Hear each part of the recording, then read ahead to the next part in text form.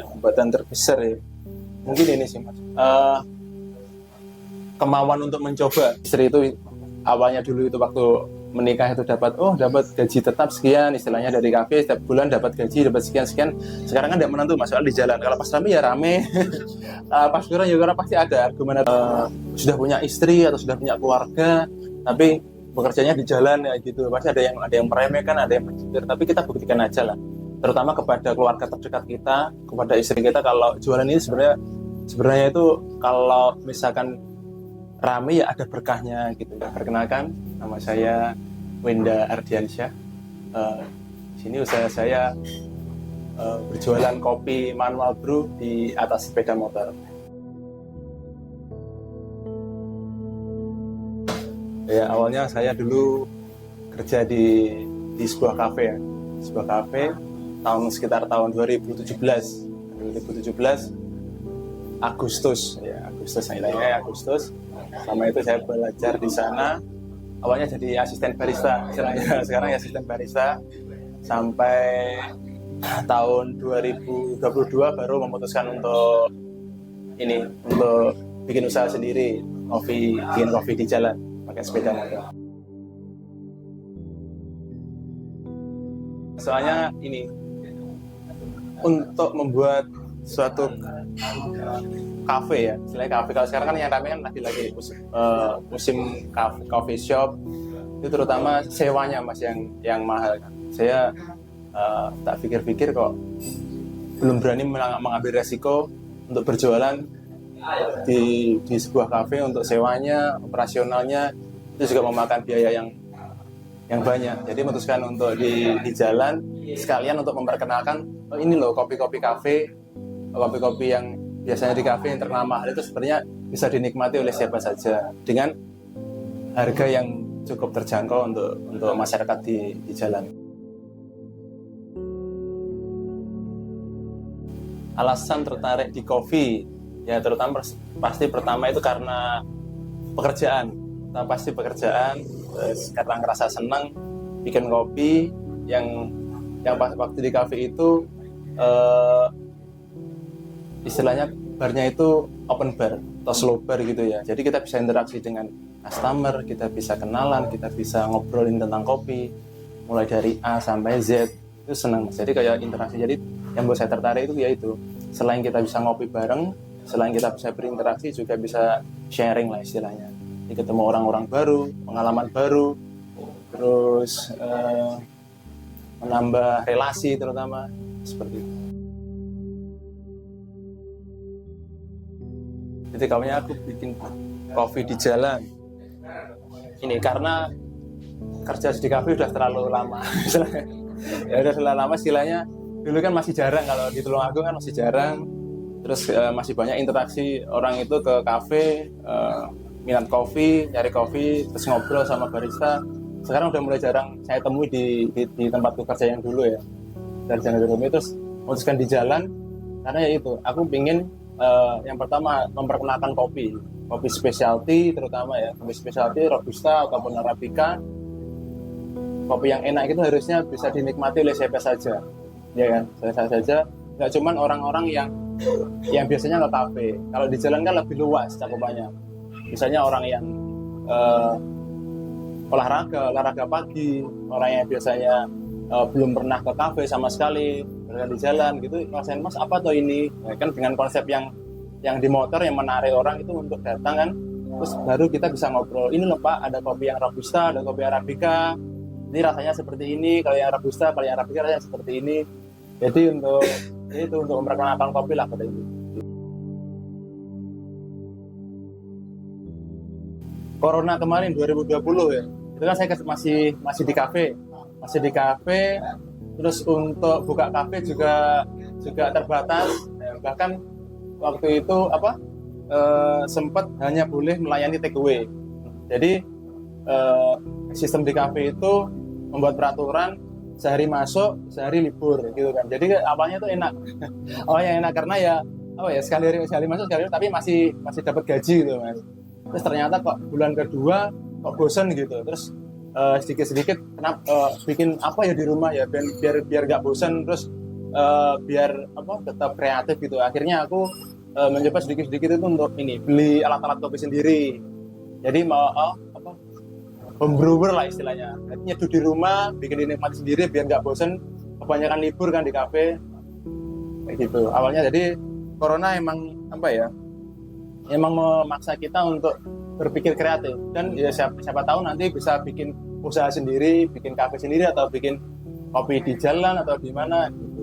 Jadi ya itu awalnya beli alat-alat seadanya dulu, terus nanti lama-lama jadi banyak dan berkembang. Terus terang waktu aku pertama jualan kan tahun 2022, itu sudah lumayan longgar aturannya. Jadi kalau untuk mempengaruhi, justru malah waktu itu yang jualan di jalan kopi, terutama kopi ya, di jalan itu masih jarang. Jadi kayak bahkan kalau aku jualan kan di gor, jadi itu kayak satu-satunya aku yang jualan kopi keliling yang bertempat di gor. Jadi justru kesempatanku untuk mengenalkan kopi itu tadi, kopi tadi dengan orang-orang yang istilahnya olahraga di situ, yang jalan-jalan di situ, akhirnya tahu gitu. Jadi pengaruhnya juga malah positif, soalnya yang berdagang juga jarang. Perbedaannya mungkin ini Mas Jo. Kalau kebanyakan kopi motor ya bilangnya, kopi motor, kopi jalan itu kalau di Tulungagung itu masih banyak yang pakai kopi saset. Kayak kopi saset, terus kopi tubruk, kopi biasa. Kalau yang saya pakai kan pakai kopi manual brew. Terus ada espresso base-nya juga. Aku punya alat yang namanya Rockpresso, ya kan. Jadi membedakan itu. Jadi saya selain berjualan di jalan juga mengedukasi, ajak ngobrol customer, mengenalkan produknya biar ngerti. Soalnya di Tulungagung itu marketnya itu masih terbatas untuk kopi-kopi yang spesialty seperti ini, masih terbatas. Jadi waktu jualan itu banyak yang tanya-tanya. Iya, banyak yang tanya-tanya, ngobrol, Mas ini apa tuh? Kopi Robusta itu apa tuh? Kopi Arabica itu apa tuh? Terus perbedaannya apa tuh gitu. Jadi penasaran, terus ya sedikit-sedikit kita jelaskan semampu kita gitu. Kalau kopi Robusta itu rasanya lebih cenderung ke strong, lebih ke pahit. Kalau kopi Arabica itu tanpa harus pakai gula sudah ada rasanya sendiri. Mungkin ada asamnya, ada manisnya, terus ada rasa fruitynya, rasa buah seperti itu. Jadi membedakan dari kopi-kopi yang lain mungkin produknya ya, kopinya yang dipakai. Jadi bikin penasaran. Oke.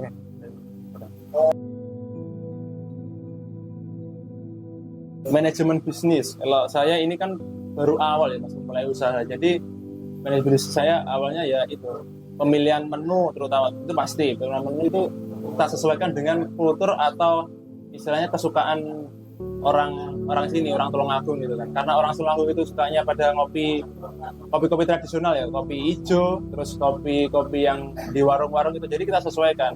Mungkin untuk menyesuaikannya gimana? Kita memilih kopi-kopi yang cocok untuk dikasih gula, untuk dikasih susu. Jadi pemilihannya mungkin yang kebanyakan yang dipakai Robusta.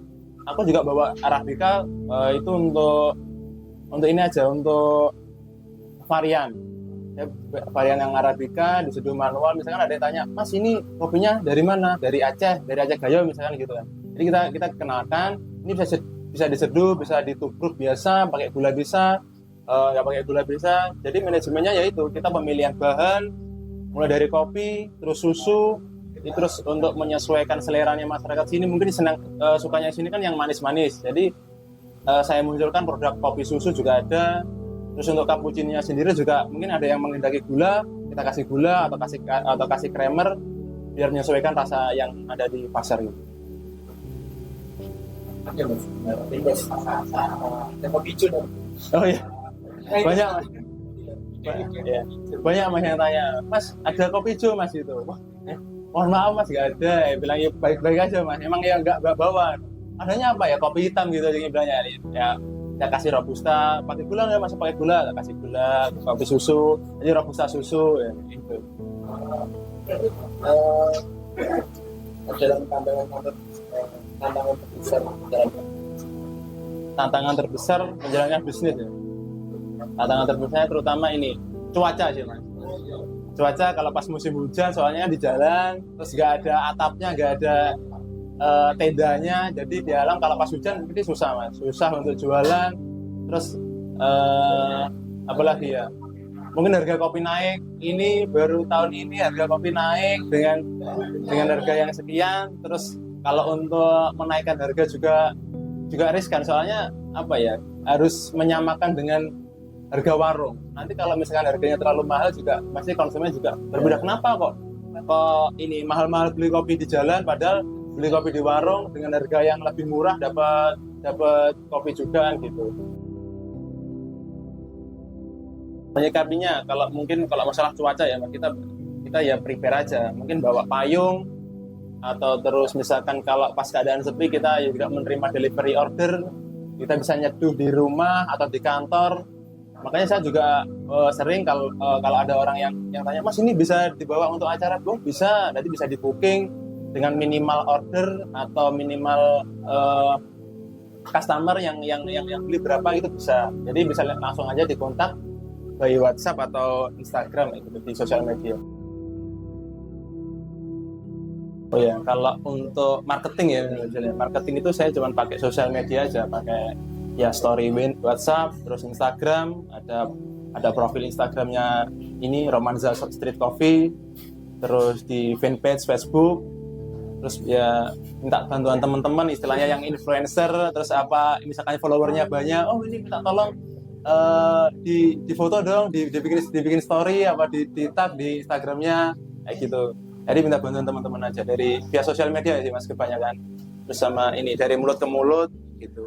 Sama ini juga, sama saya sering ikut event-event bazar desa, terus event mungkin ada acara di kampus-kampus seperti itu mas.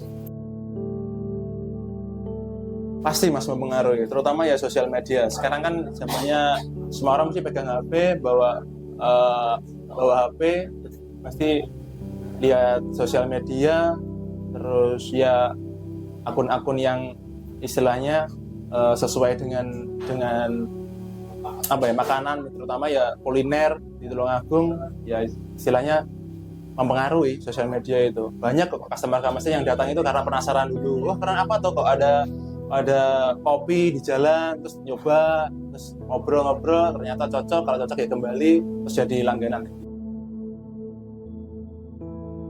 Terutama kan penyesuaian pasti mas, soalnya jualannya kan di atas motor, jadi aku harus menyesuaikan tempatnya, boxnya, ya. Menyesuaikan biar nggak terlalu berat, jadi bahan-bahannya ya disesuaikan, nggak terlalu banyak sih, makanya menunya juga disesuaikan, istilahnya memilih bahan-bahan yang sekiranya bisa dimanfaatkan untuk beberapa menu. Jadi kita breakdownnya, jadi bawanya bahannya nggak terlalu banyak tapi bisa jadi menu yang banyak gitu. Jadi memanfaatkannya inovasinya itu, terus dikasih lampu atau penerangan yang cukup istilahnya biar kalau ada orang lewat itu pasti nengok, wah itu ada apa tuh, ada kopi di jalan, terus penasaran. Terus inovasinya lagi ya alat-alat yang terutama yang unik, yang tidak biasa dibawa di jalan, tak bawa ke jalan, biasanya alat-alat kafe, terus tak bawa di jalan kan pasti penasaran, masih buat apa tuh, tanya-tanya dulu, oh ini buat espresso, ini buat manual brew gitu. Jadi inovasinya itu aja. Dulu awalnya buka itu pakai sepeda ontel, terus yang di belakangnya kasih gerobak gitu kan. Terus lama-lama kesini karena berkembang, jadi menunya juga nambah. Terus juga ini sering ada event, ada salah satu perusahaan mobil itu setiap 2 minggu sekali itu ada event, ya kan. Jadi dia itu siang sampai sore acaranya. Jadi saya diundang ke sana untuk promo lah istilahnya. Jadi ada undang customer datang ke sana, disuruh untuk milih kopi. Jadi nanti yang cover itu semuanya dealer. Nah, itu kan selesainya kan sore. Jadi kalau sore istilahnya cuma sedikit, terus malam masih jualan lagi kan. Jadi masih capek mas. Jadi nanti itu setelah itu aku berpikir gimana ya biar lebih efektif. Terus aku bikin lagi yang kopi di jalan tapi pakai motor mas. Terus di custom pakai street box coffee lah istilahnya kayak gitu.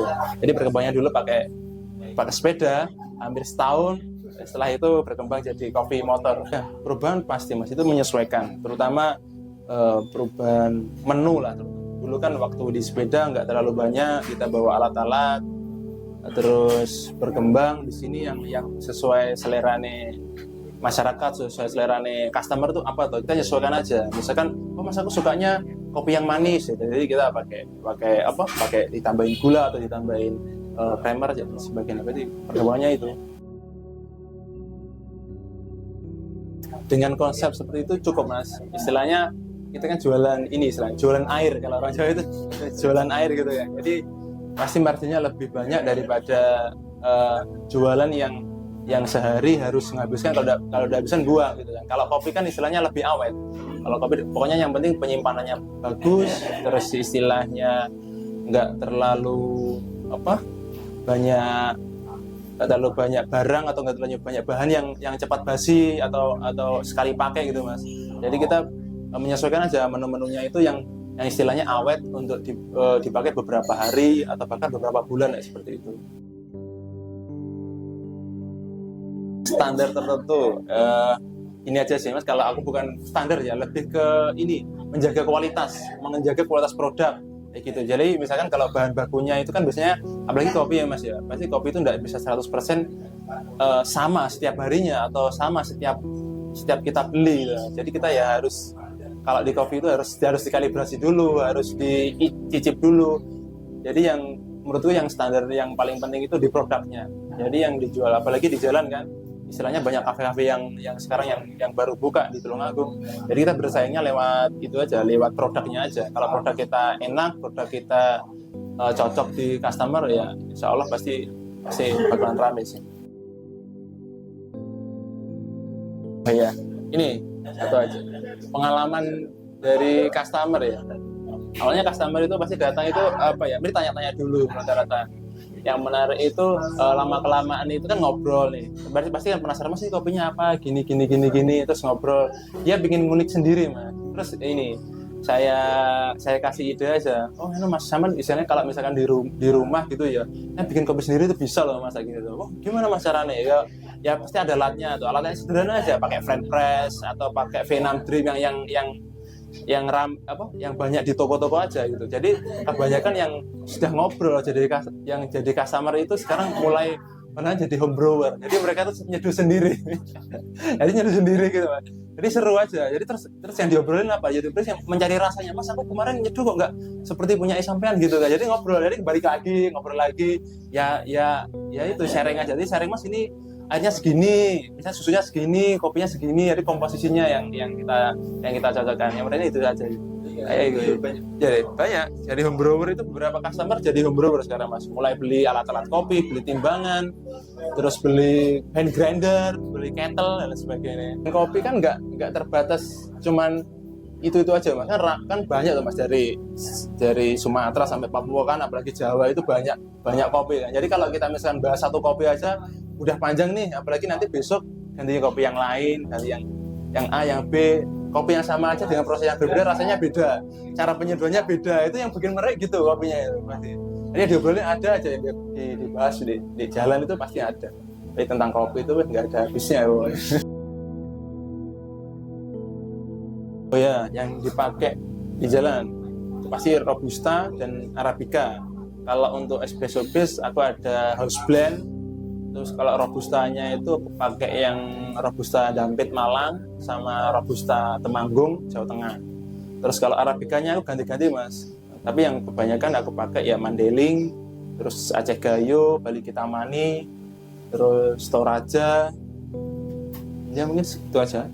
Ganti-gantian mas. Soalnya kalau peminatnya di Arabica itu masih sedikit lah di Tulungagung itu. Kebanyakan masih suka yang kopi-kopi strong, kopi-kopi yang pahit, nanti bisa dicampur gula atau dicampur susu atau dibikin es kopi susu, itu terutama masih dominan. Oh iya, kalau dukungan keluarga ya pasti istri sih mas, pasti dukung, pasti harus ngobrol dulu. Awalnya emang susah sih, meyakinkan untuk jualan di jalan yang dulunya kerja di kafe, dapat penghasilan sekian, gajinya sudah jelas, apalagi sekarang kan jualan di jalan kan ya nggak menentu kan, itu pasti dapat dari dukungan istri, nanti support untuk mungkin ya pemilihan alat atau pemilihan bahan, yang terutama ini sih untuk sharing rasa, sharing produk, nanti kan biasanya kalau wanita itu lebih cenderung jujur ya Mas untuk penilaian sebuah produk, apalagi tentang kopi kan mungkin tidak terlalu ngopi ya, tapi kalau kita bikin kemas kopi yang menarik bagi perempuan kan pasti nanti kalau perempuan aja suka pasti kebanyakan suka gitu kan kayak gitu. Jadi pasti ada peran sih, peran keluarga, peran istri, peran orang tua untuk sharing tentang produk, tentang teknik marketing dan lain sebagainya, itu pasti ada. Sebenarnya ini pasti ada pertentangan Mas. Ya tadi pasti ada kayak argumen lah, beda pendapat, beda argumen. Yang dulunya itu tadi istri itu awalnya dulu itu waktu menikah itu dapat gaji tetap sekian, istilahnya dari kafe setiap bulan dapat gaji dapat sekian. Sekarang kan tidak menentu Mas, soal di jalan. Kalau pas rame ya rame, pas kurang ya karena pasti ada argumen awalnya menentang, terus kesini kan dengan berkembangnya usaha, dengan hasilnya juga lumayan lah, istilahnya lumayan, dan merasakan hasilnya ya akhirnya mendukung sih sampai sekarang, alhamdulillah mendukung. Saya nggak langsung buka jualan di jalan. Saya kan dulu di kafe. Jadi kalau untuk pagi hari saya buat jualan di jalan, terus kalau istirahat setelah sore masuk shift lah istilahnya, kerja di kafe. Istilahnya meyakinkannya itu dulu. Saya buktikan dulu. Ini kan istilahnya part timeku ini ternyata lebih menghasilkan, lebih lumayan lah istilahnya. Iya, menghasilkan lebih lumayan. Jadi kan ini ternyata dapat hasil yang bagus nih ternyata ini. Kalau misalkan jamnya ditambah lagi, misalkan jualan untuk harian, untuk jamnya ditambah lagi mungkin bisa lebih bagus lagi ya. Itu cara meyakinkannya dibuktikan aja sih Mas sebenarnya. Tapi tanpa harus awalnya dulu ya emang part time aja. Yang berarti di kafe masih dapat penghasilan, terus di jalan juga dapat penghasilan kayak gitu. Kemauan untuk mencoba kan awalnya dulu kan dari awal lulus sekolah lah istilahnya, lulus sekolah itu kerja jadi pegawai aja, jadi karyawan, meskipun gonta ganti pekerjaan, terus ikut orang dan lain sebagainya. Jadi kayak monoton aja, gajian sekian masuk kerja jam sekian sampai jam sekian pulang, terus bulan sekali gajian dan lain sebagainya. Tantangannya mungkin itu aja. Kalau aku sebenarnya dari dulu pengen buka usaha sendiri, tapi belum berani karena mungkin belum keterbatasan modal atau keterbatasan ide dan lain sebagainya, atau support dari orang-orang terdekat kayak gitu. Jadi kalau hambatannya mungkin ya dari diri sendiri untuk memulai sebuah usaha itu memang dibutuhkan pemikiran yang panjang, istilahnya pemikiran yang panjang, dipikirkan masak-masak, resikonya, plus minusnya, bagusnya nanti di mana, kurangnya nanti di mana. Kalau misalkan bagusnya itu bisa menutupi kekurangannya, kenapa tidak dicoba dulu waktu jalan. Kalau misalkan harus ada plan A dan plan B juga, misalkan kalau jualan di jalan nih, misalkan waktu sepi atau waktu cuaca tidak mendukung gitu ya, jadi harus ada plan B-nya juga, harus segera memecahkan masalah. Jadi hambatannya yaitu sendiri, dari kemauan sendiri dan meyakinkan diri sendiri kalau kita bisa untuk jualan atau buka usaha sesuai dengan apa yang kita inginkan atau kita cita-citakan. Dalam perjalanan kan juga pasti kita ketemu orang, untuk bertumbuh, untuk berproses ya.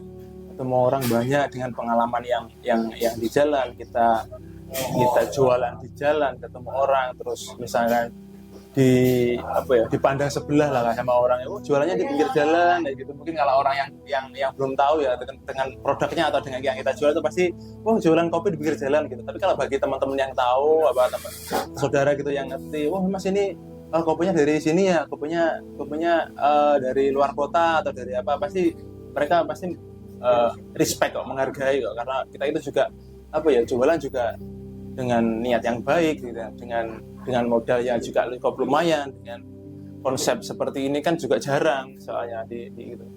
Jadi berproses lah Mas, prosesnya lebih penting. Pembelajaran hidup. Kalau menurutku gini aja sih, kita kan kerja kerja pasti butuh uang, tapi bukan melulu tujuan utama gitu. Yang terpenting itu adalah kita itu melakukan pekerjaan itu dengan senang, kita melakukan pekerjaan itu dengan ikhlas gitu. Jadi kalau insya Allah kalau misalkan kita bekerja dengan dengan senang, dengan ikhlas, itu insya Allah akan kembali kepada diri kita sendiri.